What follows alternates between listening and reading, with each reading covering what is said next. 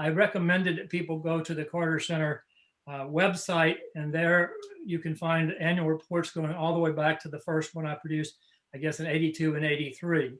So you can see the, the, the programmatic agenda, but you can also see who the donors were, and you can see what the balance sheet looked like.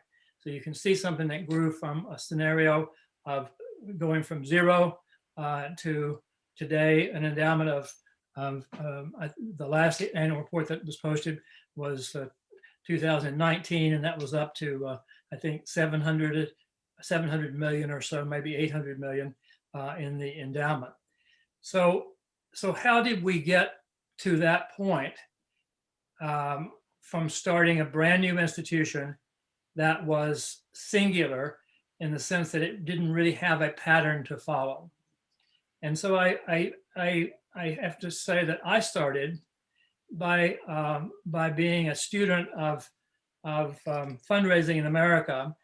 And so if my textbook I was looking at, if you would, was one that had a bunch of rules about how you raise capital funds for an institution.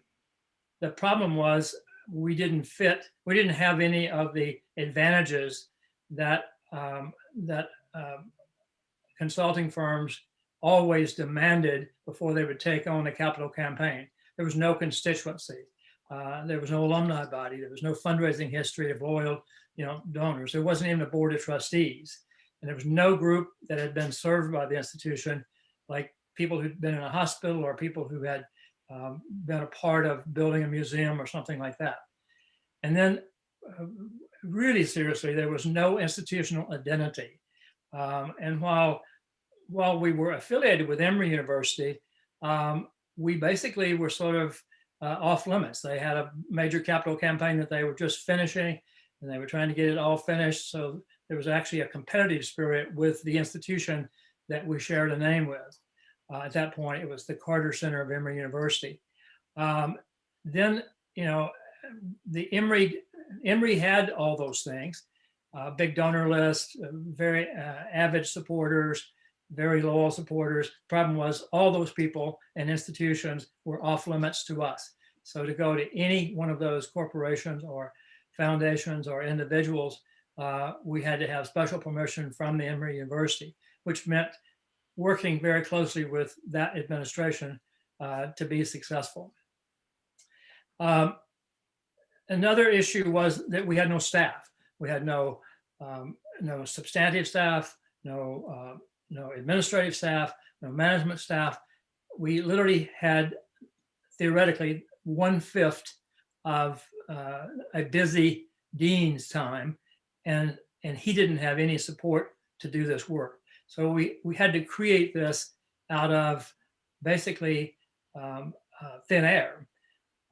So what might surprise some people was that we did not have the support of the Atlanta business community, because even though Carter had been governor of Georgia, that was a strained relationship, and it had been a very poor relationship while he was president.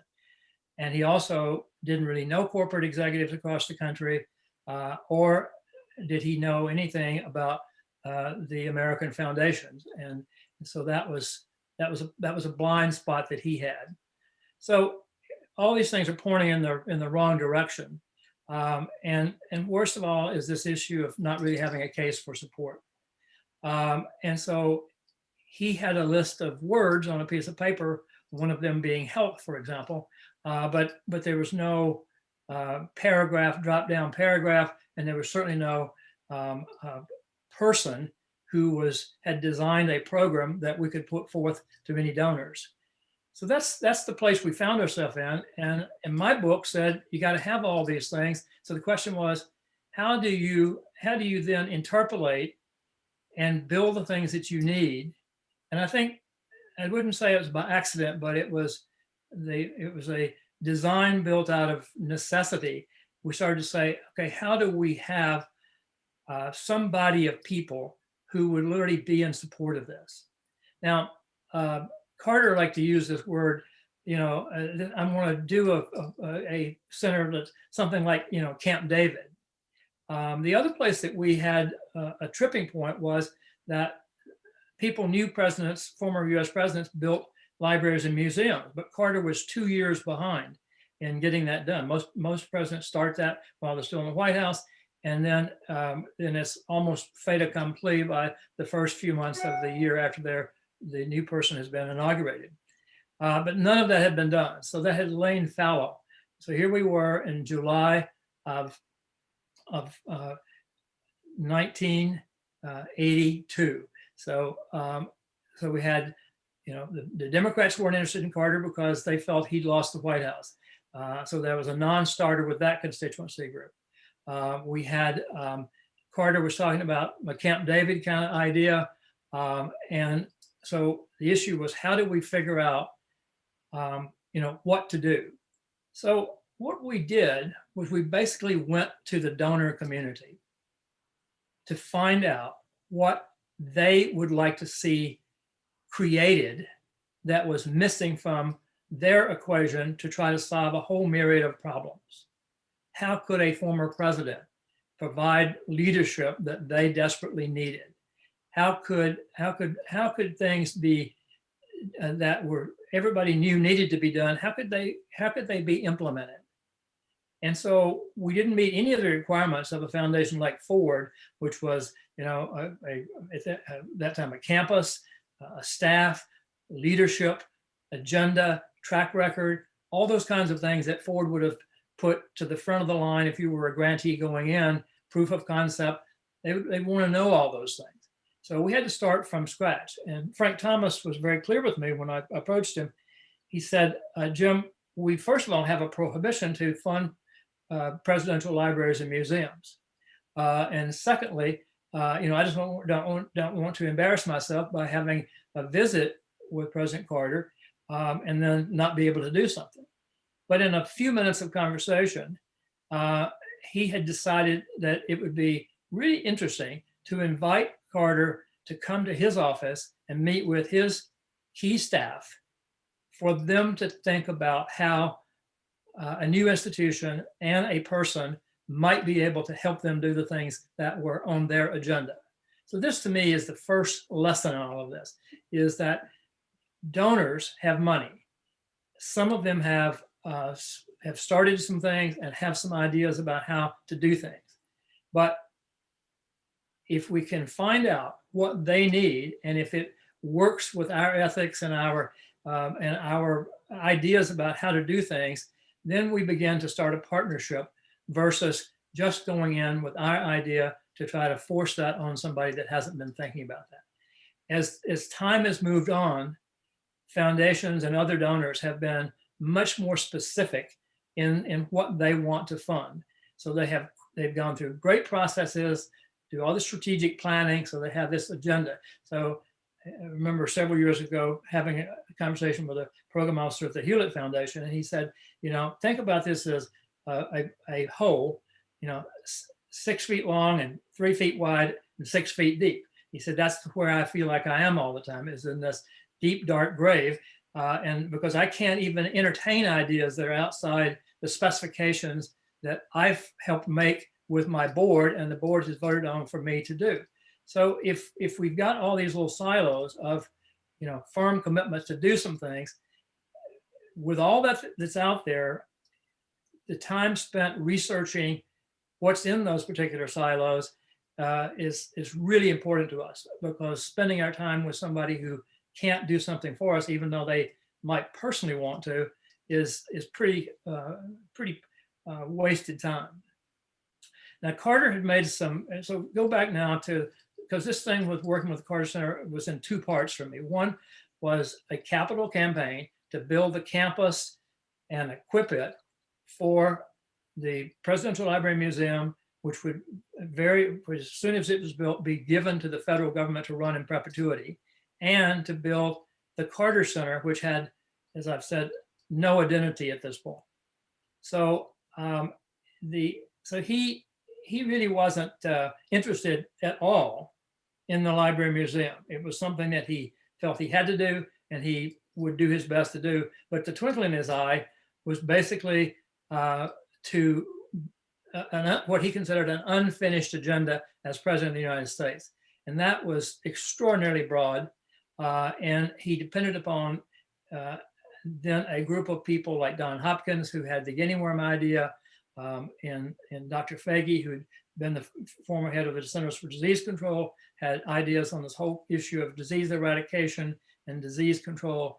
And he had any number of other people that were knocking on his door, and including the foundations that we had started with, to say, can you help us with this? So that agenda was really formed in that way. So that what I told you about the Ford Foundation resulted in that meeting at Frank's office, Frank Thomas's office, Franklin Thomas, I should say. And out of that came a number of really important agenda items.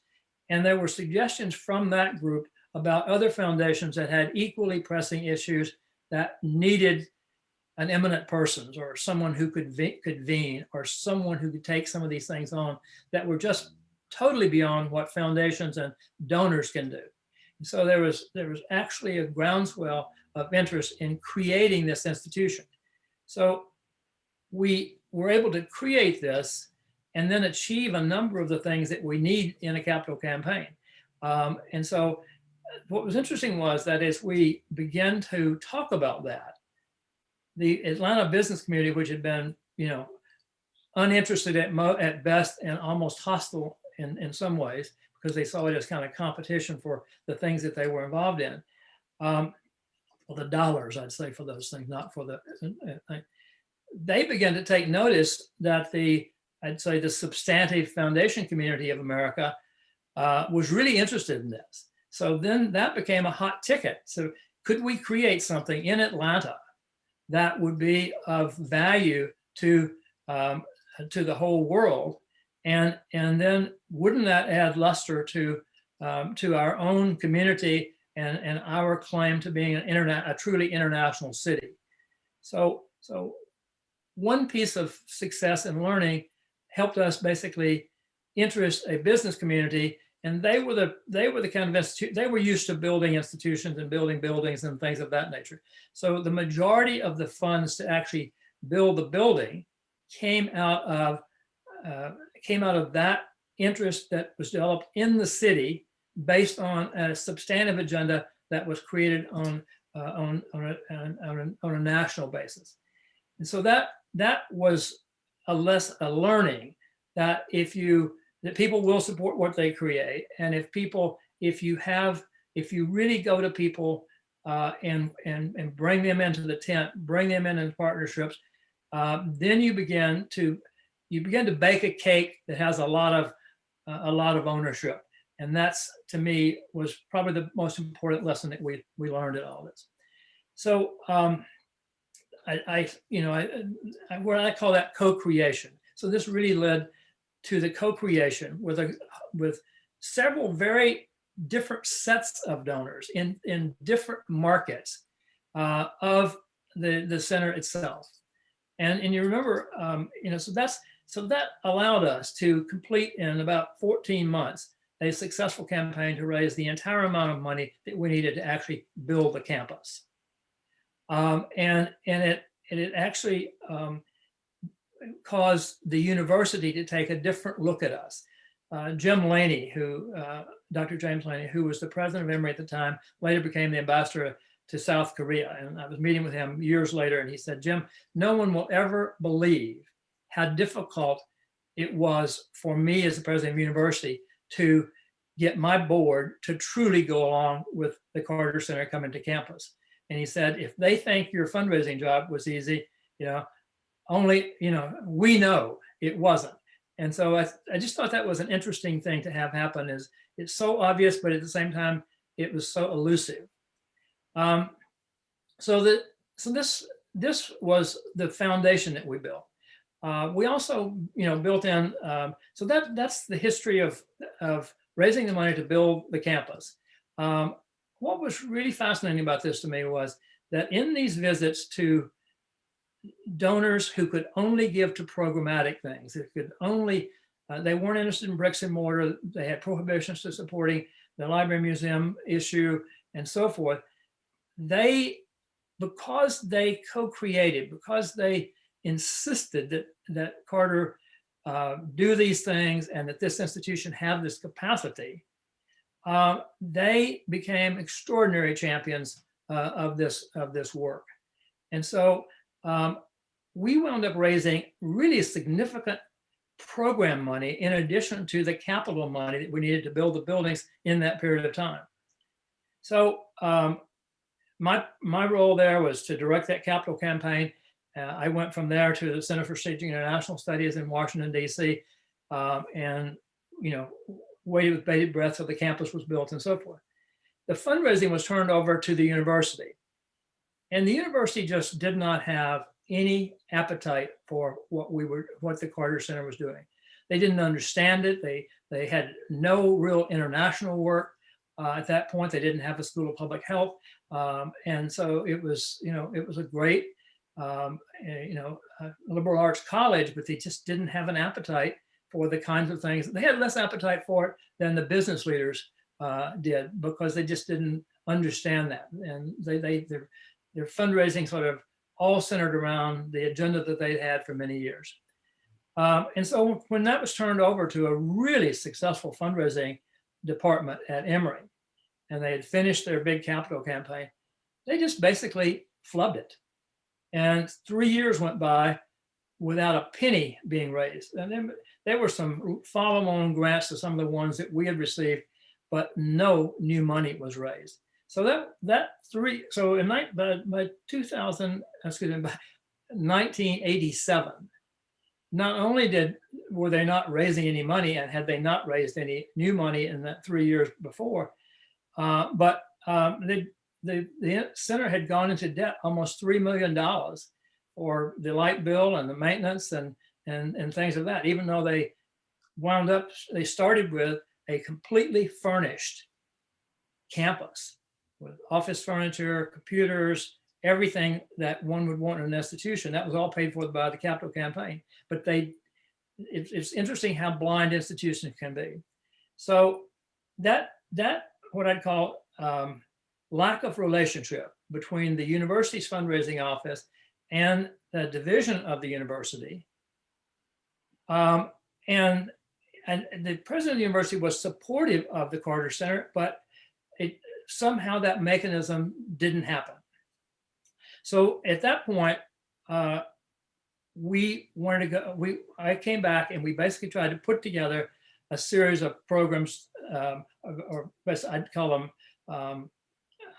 them income streams that would meet the needs of this emerging institution and provide a long-term platform for fundraising and so forth. Now, the thing that came out of that misery and the thing that came out of that almost disaster was the fact that President Carter, who is an extraordinary analyst, really understood what had happened in the capital campaign. Even though he hated fundraising, he realized that the relationships that we built with that set of donors that hadn't been continued was really important to our success. So, it became a principle that no project was discussed without discussing the funding of that. And so I think the second big lesson, and something that I'd like to convey to everyone, is this whole issue of creating a development function that is, hand in glove with the substantive operation of the organization and the big idea. And in doing that, instead of just raising money, you basically are building all these constituency things that are necessary for any major fundraising effort anywhere that we've seen in the world. And it's the donor owned, dog in the fight, and that's the thing that gives institutions a staying power. So back to the capital campaign for a minute, we basically took those people that we were instead of just going to people to get a check, we basically tried to build a constituency there. And fortunately, even after 3 years, that constituency was still there. So we call those big donors in the first part of that, we call them founders. And so it was that group of founders that basically gave us a basis for doing a lot of the work that we did in 87 and beyond. And so some of them had hardly been contacted since in the past 3 years. They'd been invited to the dedication of the building, and they came and saw President Reagan, joining President Carter and blessing the building. But we had to reestablish that linkage. And that also gave us a chance to add some people to that founders group who we had missed the first go around. But that became a very active national and international working group. And out of that, we also built an advisory committee that we reached out to one of those personalities to chair.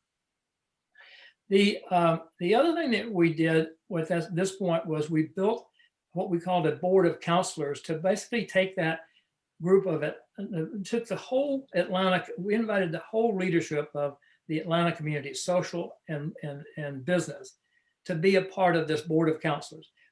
We felt that we could not exist in a city like Atlanta with the busiest airport in the world and so forth.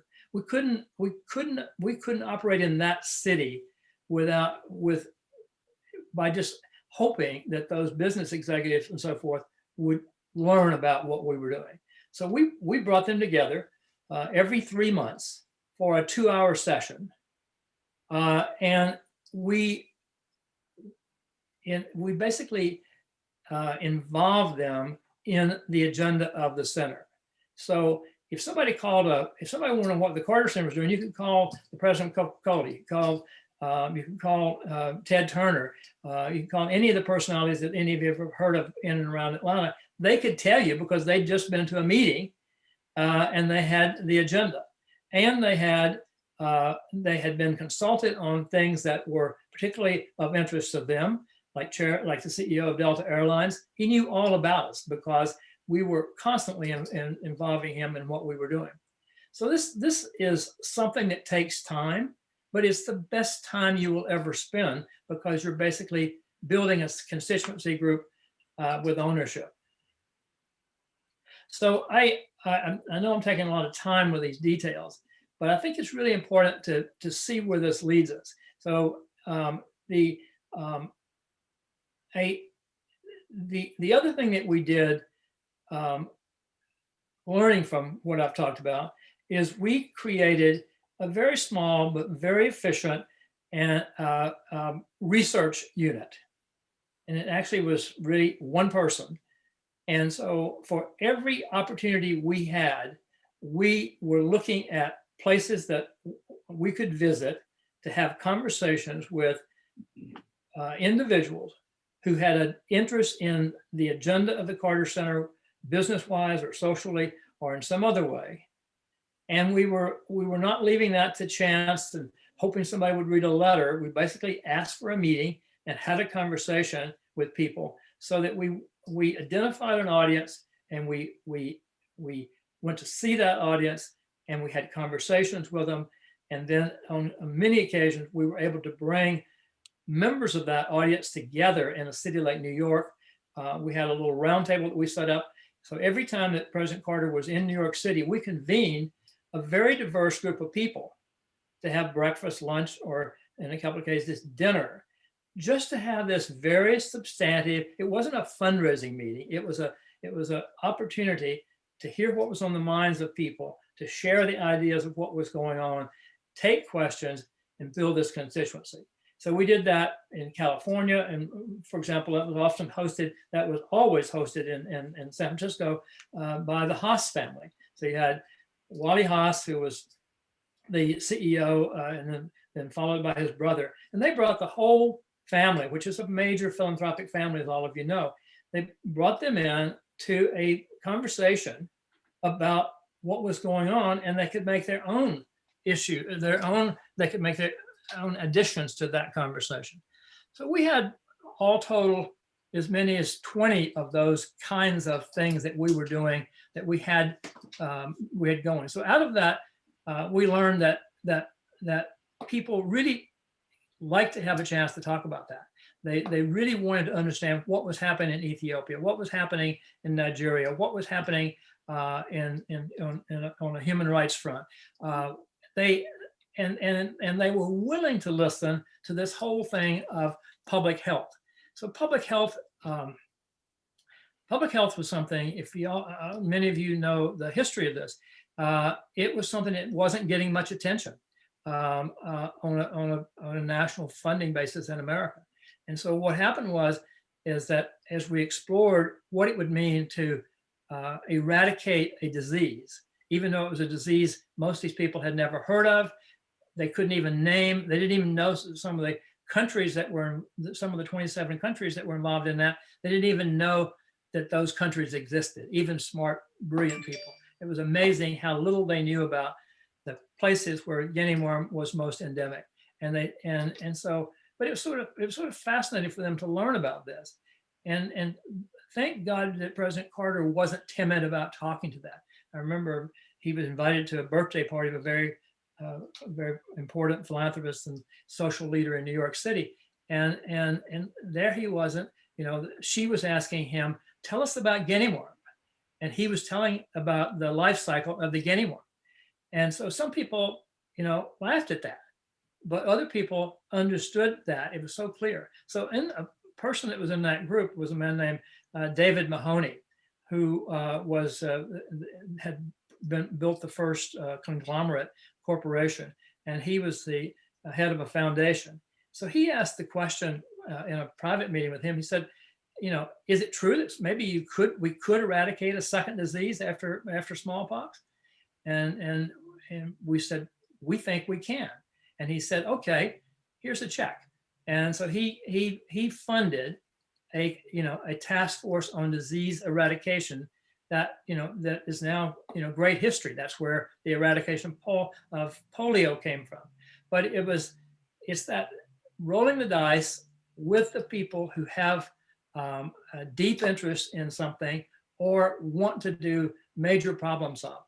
So I think today, as we look out over the problems that are right in our face, that this has an extraordinary amount of value to us. If we can do the research, find the people who are, I always say, find the people who are looking for us, but find the people who are worried about how getting the things done that they want to get done, and they're prohibited from doing those things because of something like violence or something like a communicable disease or something of that nature. So you can get people in the back door so long as you actually have something that can be seen as interesting and important and even strategic for them to do.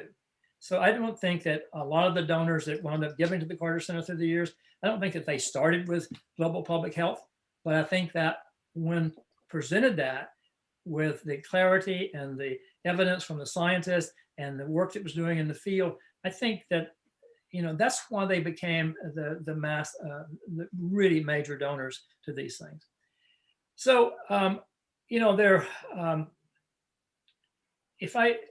the other thing that happened in all this is a whole new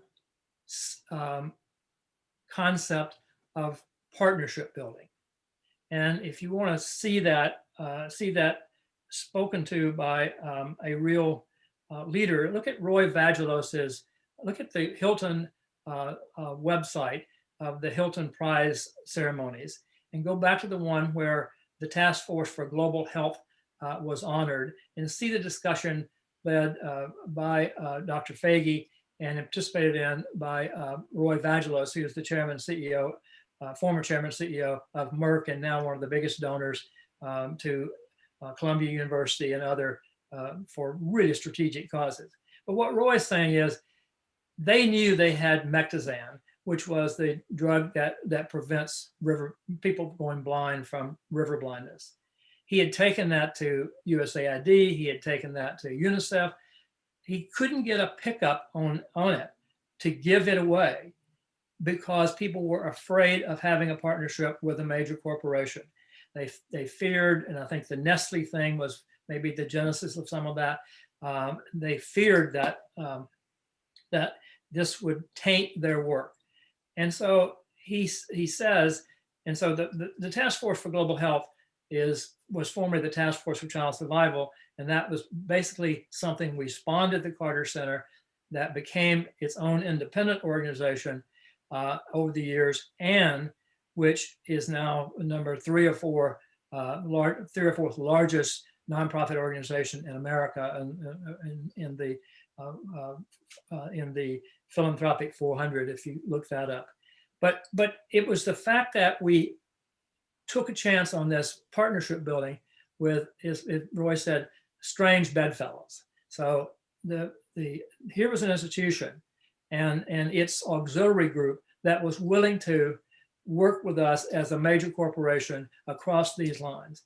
And then, and as all of you know that know anything about river blindness, the biggest partner in that is UNICEF, and it was UNICEF that, was able to fit into that. So here we fit the Carter Center and Task Force for Child Survival with major in-kind gifts, not spoiled or almost out of date product, but first line, marketable drugs, billions of dollars worth of those. We were able to bring those products into the countries where the issue was most endemic, and we used both for guinea worm and for river blindness the networks that were out there, like UNICEF and UNDP and hundreds and hundreds of nonprofits. And now there's a group called END, which is basically a group that supports these grassroots kind of organizations that are actually doing work on guinea worm and several other, not guinea worm so much, but river blindness and several other diseases at the local level. So I'd say that another learning out of all this was, how to do partnerships, how to do them in such a way that you really bring that together. And I would end by saying that, one of the things that we did was to start a direct marketing program that provided a major income stream for the operations and the experimentation and the moving into new areas for the Carter Center. And it was the telling of these stories, like every one of us has, directly into the market. And I personally feel that not only has that, raised millions and millions and millions of dollars through the years, it's actually billions of dollars now. It has taken these stories that particularly all of the people in this group know firsthand into the homes of people all over this country. So we developed a vehicle to socialize a lot of those direct marketing, which was direct mail at the time, donors. So we invited them to come to spend a weekend together with the Carters and with some of our scientists and some of the beneficiaries of our program. And that is an ongoing process. So all these years later, we have that socialization of that community, where you have the reinforcement of one donor's interest by another's. And so this is something that has built a reservoir of donors that have been critical to the Carter Center's success. But what is really important, and I think I can prove this, is that awakened millions of people around the country to the work that was being done by UNICEF. And I mean, everybody had their own fundraising out there, but this was another proof that people were suffering. They would do amazing amounts of things to take care of themselves if they had some modicum of support and information and help from the outside. This is not giving people blankets and food. It's basically about helping people to help themselves. And so that direct marketing campaign with millions of letters going out in an authoritative way, telling very simple stories. And I sent you guys this thing that Rosalyn sent out yesterday, I guess. That was a fundraiser for the Carter Center. But it's that simple story. And that copy could have, if you go back at the annual reports, you'll see that is copy that's been used repeatedly for years and years and years. But it's that, thank you for what you have done to help us do these things. This year we did this and we did that and so forth. But that to me is something we cannot divorce ourselves from if we're going to try to do this work that we're all trying to do. We've got to get those stories out in the most palatable and consumable ways that we possibly can. So when you combine all of this, I think this set of learnings is something it's certainly for me, it's something that's driving the work I'm continuing to do right now. And so I'll end by saying that one of the things we're doing is bringing together a group of people who are interested in food security, primarily because they're interested in one of the things that is, that's are likely to cause extraordinary food shortages in the world. And that, so that would be environmentalists, that would be people interested in nutrition, that would be people interested in smallholder farmers, that would be interested in people, that would be people that are interested in this mass migration that's taking place around the world, people that are victims of all these conflicts that we're working on. And so what we're trying to do there is to take this at least tangential interest of a group of really super serious donors and let them get to be a part of deciding what are the things that we need to be working on so that we don't find ourselves in the position we found ourselves in this pandemic. And so that is the methodology. And so it's my faith in people, I'd say my faith in donors and my faith in the commitment that donors have to be the engines of what we're doing and not divorcing the fundraising from the substantive work, but keeping that hand in glove.